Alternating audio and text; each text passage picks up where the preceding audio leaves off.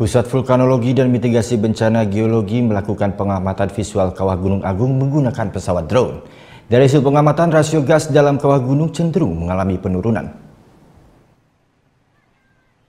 Senin siang, Pusat Vulkanologi dan Mitigasi Bencana Geologi (PVMBG) kembali menerbangkan pesawat drone untuk memantau aktivitas kawah Gunung Agung.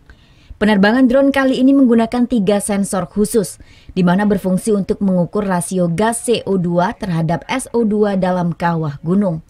Dari hasil pengamatan tersebut didapatkan data bahwa rasio gas dalam kawah Gunung Agung cenderung menurun dibandingkan pada pertengahan bulan Desember lalu. Meski demikian, aktivitas vulkanis Gunung Agung masih tinggi. Hal tersebut terlihat dari pengamatan visual di mana jumlah hembusan asap yang ada masih banyak.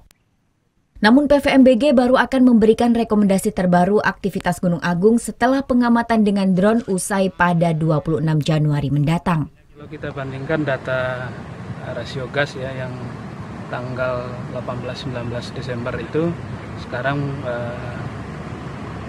kecenderungannya menurun ya.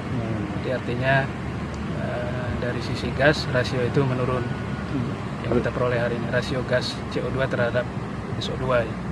Kalau visual sendiri Pak, dari yang hasil pantauan hari ini?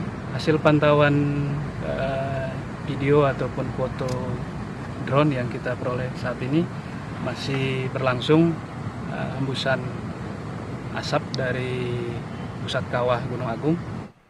Hingga Senin siang, Gunung Agung masih berada di level 4 atau awas. Jumlah gempa hembusan sebanyak 8 kali, gempa vulkanik dangkal 1 kali, serta tremor terus-menerus dengan amplitudo 1 hingga 2 mm.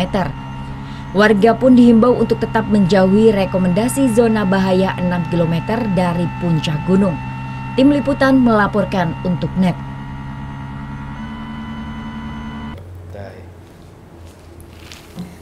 Udah selesai kan nontonnya?